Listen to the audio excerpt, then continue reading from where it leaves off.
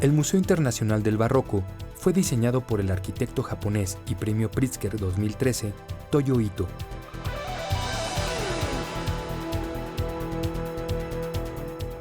Es un proyecto muy interesante. De hecho, Toyo Ito, que es el diseñador de este edificio, él siempre pensó que el tema barroco es muy importante para el país, principalmente para un estado como el de Puebla. Puebla es una ciudad de las más importantes del país y tiene muchas características barrocas. De ahí nació hacer un gran museo y se buscó a los mejores arquitectos del mundo. Ahí fue cuando se invita a participar, se dio la disponibilidad y el gobierno decidió contratar a Toyo Ito. En ese entonces Toyo Ito no había ganado el premio Pritzker.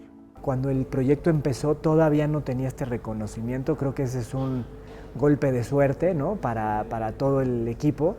Y Toyo Ito, bueno, es reconocido ese año, es un arquitecto con una trayectoria innovadora donde siempre va haciendo espacios distintos. Digamos que la mezcla de esta cultura japonesa con el barroco, el cómo ensambla todos estos conceptos de un movimiento pues muy marcado y sobre todo en Puebla, ¿no?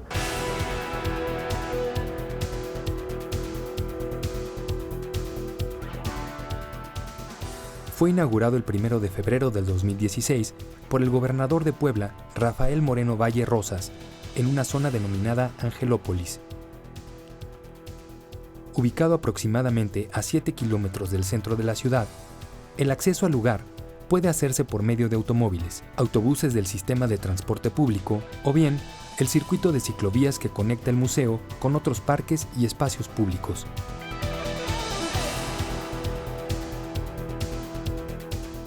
La característica más llamativa del museo es el propio edificio, constituido por formas curvilíneas y retorcidas.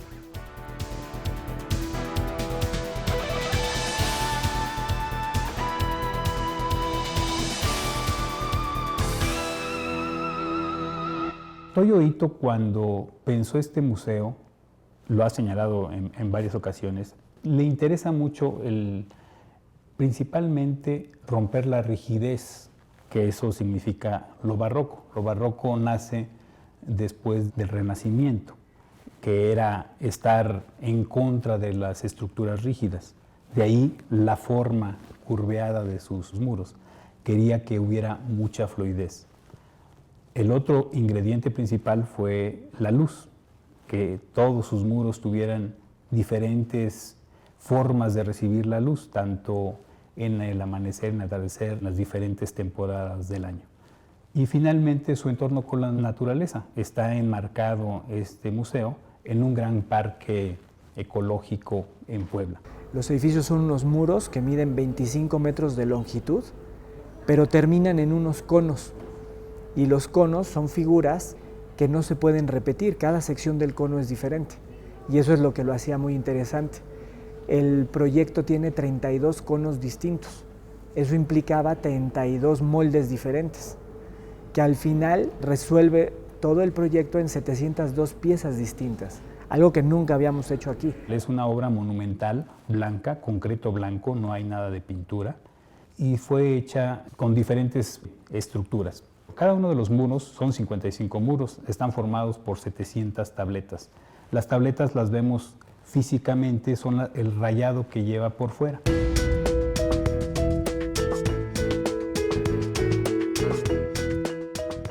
Cuenta con una superficie de más de 18,000 metros cuadrados, que incluye, además del edificio propiamente del museo, jardines, estacionamiento y otros espacios. En su programa arquitectónico se incluyen 11 salas para exposiciones permanentes y temporales, talleres de museografía y restauración, un auditorio, tiendas, un restaurante y un lago artificial. La construcción tuvo un costo de 1,742 millones de pesos mexicanos y la obra duró 17 meses.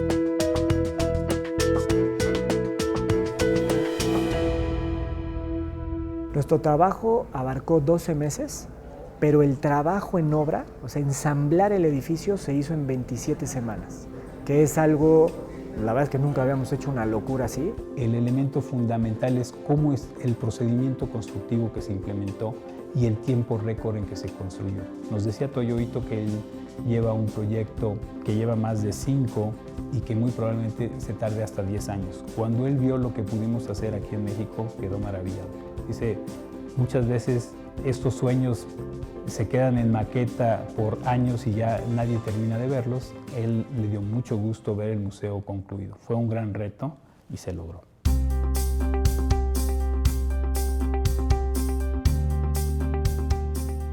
Para enmarcar la fachada principal del museo, se ha diseñado una gran plaza que recibe a los visitantes.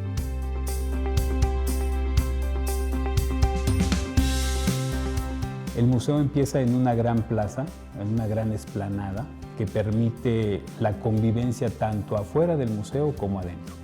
Afuera del museo, esta explanada permite en los muros hacer proyecciones en la noche, por ejemplo. También tiene gradas y bancas para que toda la gente se pueda sentar ahí o incluso en el pasto alrededor.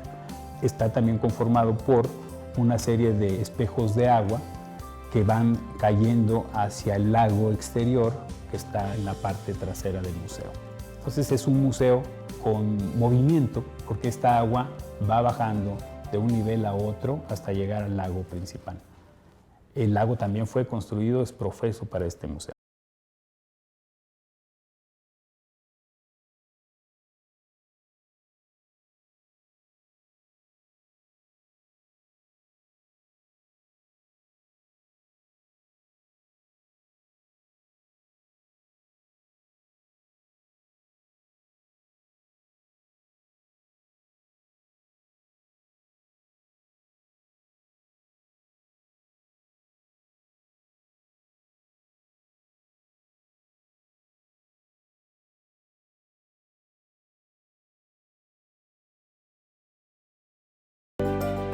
En el año 2011 nos contactaron del despacho de Federico Bautista, que fue el arquitecto local que se asoció con Toyo Ito. Los arquitectos habían especificado para este proyecto unos muros blancos estructurales de concreto blanco. Y eso es lo que decía el plano.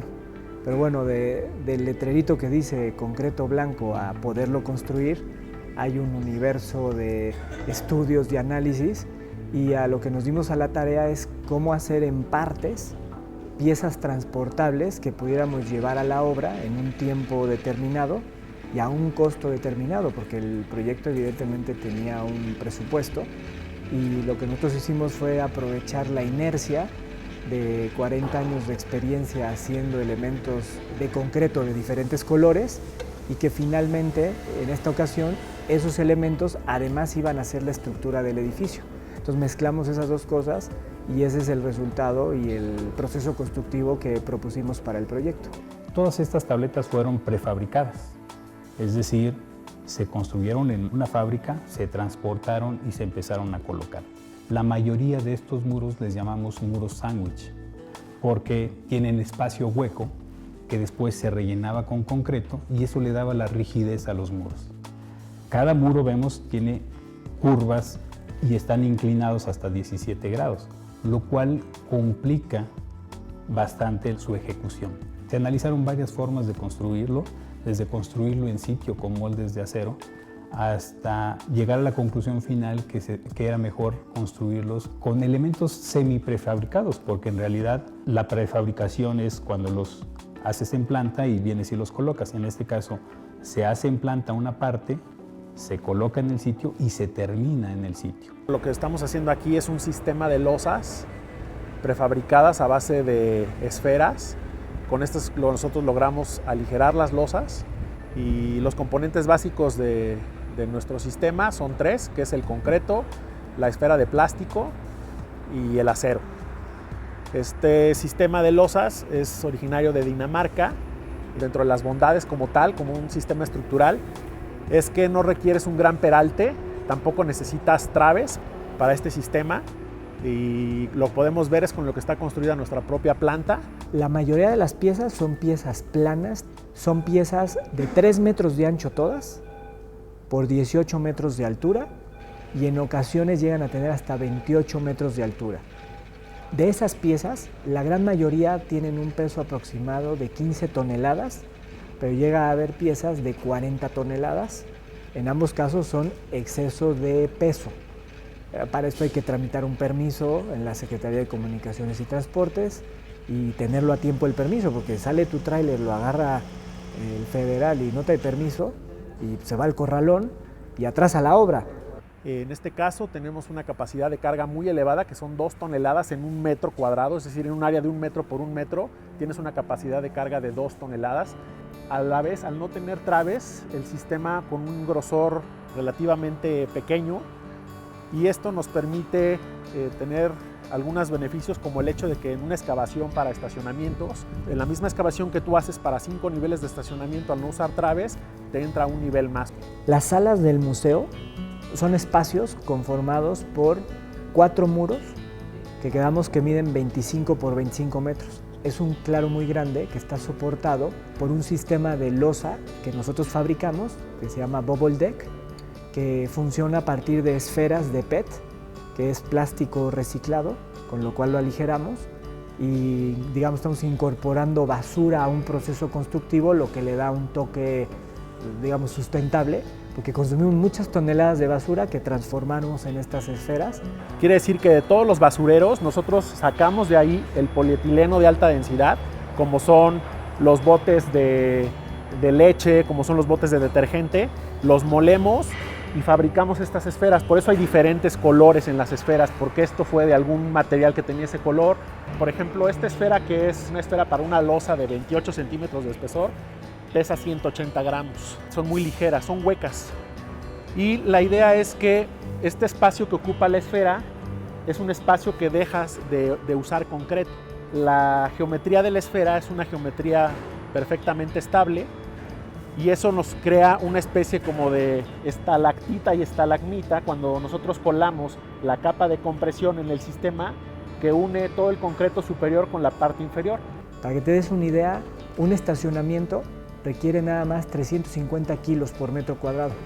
Aquí hay 2.5 toneladas por metro cuadrado. Soportado en 4 muros que no se tocan en las esquinas, entonces estructuralmente es un edificio complicadísimo. Es una estructura única, es algo que no se había hecho y que se logró soportar con nuestro sistema de losa, lo cual le aportaba al edificio un tema acústico, térmico, pero además de poder soportar esas grandes distancias sin una sola columna. No hay una sola columna en el edificio. Entonces son espacios muy luminosos, muy amplios, muy limpios, que no tienen ninguna trave ni nada que le quite esa sensación de amplitud. Aquí lo que están haciendo los señores es colocar unos sistemas, se llaman pernos de cortante. Esos son, digamos, los que van en el nodo donde se une a las columnas, porque si bien no tenemos traves, sí tenemos un capitel de concreto que es el que une las losas con las columnas, ¿no? Y es prácticamente como se conforma el sistema. Las esferas son, digamos que están evitando el concreto que no requiere la losa en las partes no estructurales. En una estructura hay zonas donde no requieres tanto concreto, o más bien no requieres concreto. Se van colocando estas esferas y son un sistema aligerante para poder generar la losa completa. Aquí se pueden ver, por ejemplo, ya nuestra losa, que este es el producto terminado, digamos, que es la esfera con la armadura y esta galleta de concreto de 6 centímetros. Nosotros así las mandamos a la obra, son muy fáciles de mover, son elementos que ocupan un área de 36 metros cuadrados, son de 12 por 3 y es muy rápido de montar, se pueden montar alrededor de 860 metros cuadrados por día, que es un gran avance, y eso lo puedes montar en 8 horas. Bueno, lo primero es que lo pudiéramos transportar. Había que hacer un recorrido de más de 200 kilómetros, había que hacerlo económico y había que hacerlo por las carreteras de nuestro país. Entonces, lo primero es que sí fueron piezas con exceso de dimensiones, pero que no tuvieran la necesidad de llevar un coche insignia. Segundo, que en el tiempo fuera suficientemente rápido para terminar la obra, para que ya ahí en Puebla pudiera entrar la gente de museografía. Cada uno de estos muros responde a una necesidad arquitectónica también. O sea, nosotros podíamos decir, los quiero dividir así, pero el arquitecto decía, sí, pero no puedes porque aquí tengo una puerta. Y entonces había que mover toda la modulación. Y luego aparecía el de instalaciones y decía, pero es que aquí va una cámara. Y entonces había que moverlo. Y ya con eso el calculista decía, pero es que así se cae. Y entonces en un diálogo, año y medio, ida y vuelta, ida y vuelta, ida y vuelta.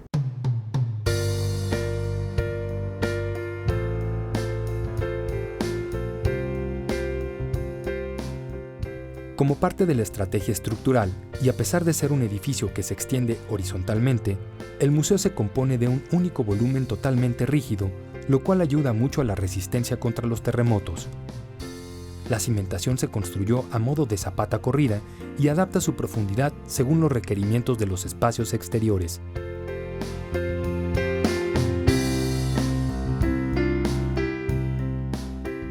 La cimentación, por ejemplo, fue, digamos, tradicional, pero sí está perfectamente conformada para este tipo de edificios prefabricados. Entonces, la cimentación garantiza en todo momento, porque también es una zona sísmica, es como el DF, este museo. Entonces, el diseño del museo, por esos claros tan grandes, está diseñado para soportar cualquier sismo estilo DF.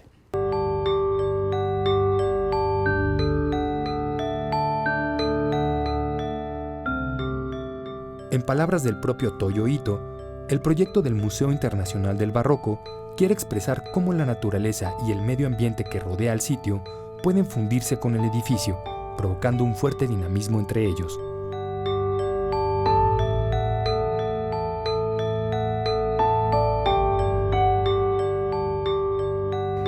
Toyo Ito habla de una fluidez del agua, como el agua presente siempre en la arquitectura mexicana y en toda la naturaleza. Él lo conjuga en lo llaman un vórtex, este remolino eterno, que es el que va deformando la retícula ortogonal original que tiene el proyecto, se empieza a retorcer un poco a partir de esta energía y genera entre una sala y otra unos vestíbulos bañados de luz cenital, que hace que la luz entre de forma indirecta a las salas y resolviendo todo un problema museográfico pues, importantísimo, que es cómo la luz entre a las salas sin afectar la exposición directa de la obra, ¿no? Y eso lo logra pues, de forma muy elegante, simplemente torciendo los extremos de los muros a partir de estos conos y haciendo estudios de luz de cómo va a pegar la luz y va a refractar al interior de cada espacio. Es un lugar para la reflexión. No hay ruido, se oye el agua y entonces permite que todo el mundo esté tranquilo.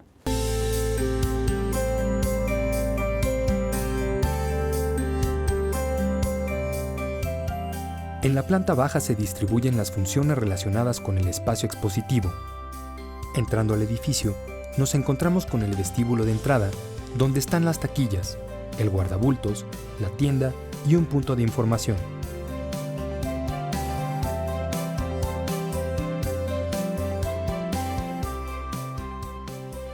También en esta zona podemos disfrutar de unos grandes bancos diseñados por el atelier japonés de Kazuko Fuye, que se desarrollaron en colaboración con artesanos textiles de Hueyapan, Puebla.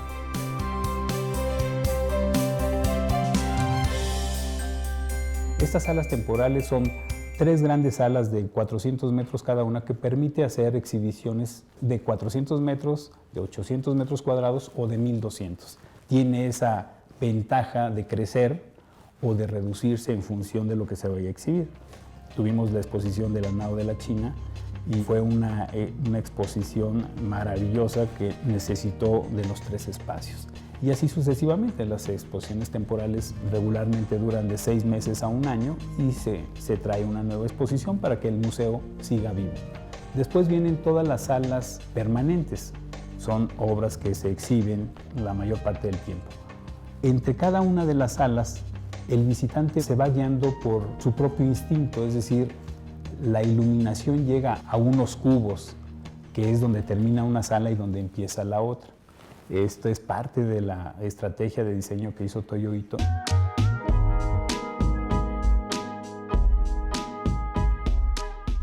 En esta misma planta se ubica un auditorio que dispone de un aforo de 312 personas, situado de modo que puede usarse de manera independiente y en horarios diferentes a los del área expositiva. Existe una tienda temática, que es hoy en día las tiendas temáticas en el mundo es fundamental en cada museo de los grandes, de los importantes, tienen este tipo de tiendas. En la planta alta se disponen las salas relacionadas con la investigación, educación y difusión del arte barroco. Se sube a través de una escalera monumental preciosa. Cada uno de los escalones está hecho con una sola pieza de mármol. Eso fue todo un gran trabajo de los propios marmoleros de ahí del estado de Puebla. Y subiendo se encuentran varias salas. Ya no son salas de exhibición, sino salas de restauración, por ejemplo. Lugares donde se guardan las pinturas en resguardo, las que se están reparando, las que están preparando para la siguiente exhibición. O por ejemplo las salas de cuarentena, donde tienen que guardarse las obras que prestan de otros museos internacionales y que tienen que tener una temporada de aclimatamiento, de humedad, de calor, de temperatura. Asimismo, en la parte de arriba está una biblioteca, también relacionada con el barroco, y las oficinas de la SEP, que son los que administran y operan todo lo relacionado con el museo.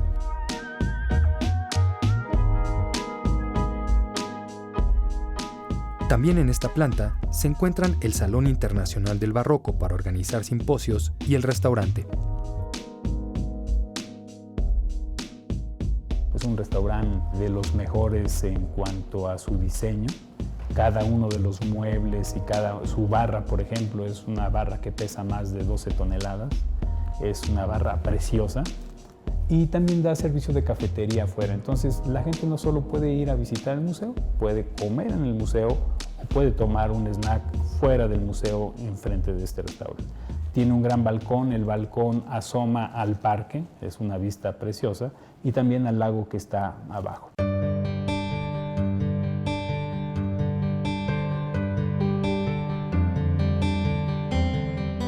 Con el acervo de 21 instituciones nacionales y 25 extranjeras, este museo presenta un amplio panorama de las diversas facetas que abarca el barroco, desde el arte, la arquitectura, el teatro, la música, la literatura, hasta su influencia en la vida cotidiana. Todo el conjunto es una mezcla de contrastes, ¿no? Porque por un lado tienes la sobriedad de la arquitectura contemporánea japonesa, con lo rebuscado del barroco y lo complejo. Yo creo que tiene su mérito en un tiempo como en el que estamos, como país, apostarle a la cultura. Yo creo que ya desde ahí es una superconstrucción. La creatividad de todo el equipo de trabajo, eso es lo que lo hace increíble. Sin toda esa carga de energía positiva de proponer y de resolver al momento, el edificio no existiría. O sea, no es un trabajo de una sola persona. Sí es la inspiración de Toyo Ito, pero si nada más en nuestra empresa había 250 personas de oficina, más 800 trabajadores día y noche, más los que pusieron el mármol, la escalera, los vidrios, había momentos que había 1000 hasta 2000 personas al mismo tiempo pensando en una sola idea.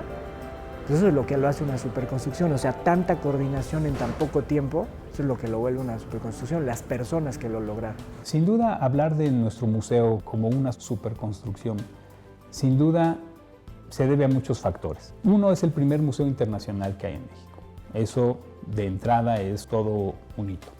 El segundo es el método de construcción que usamos. En sí, el edificio es una escultura. Más que un museo o un edificio, es una escultura. Y hacer esculturas de ese tamaño, de esa dimensión, tiene un alto grado de dificultad. Es el primer esquema APP que se hace en México, es una asociación pública-privada. Esto permite que el museo tenga el concepto de como si siempre estuviera nuevo. Durante los 23 años que vamos a estar en este museo, el museo siempre deberá conservar las mismas características físicas y las mismas características de desempeño. No habrá focos fundidos, no habrá puertas que ya no abren, no habrá baños que no van a funcionar. Siempre el museo estará en las mejores condiciones. Otro de los elementos para considerar sería el que el proyecto lo haya hecho Toyo Ito. Toyo Ito es uno de los 2 o 3 mejores arquitectos del mundo. No cualquier país tiene ese privilegio.